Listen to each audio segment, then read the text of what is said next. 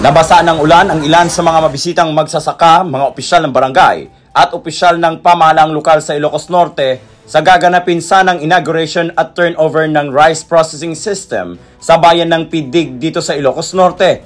Sa lakas naman ng hangin kasabay ng ulan, natanggal at nalipad ang ilang mga tents at nabasa naman ang mga video cameras ng mga kasamahan sa media.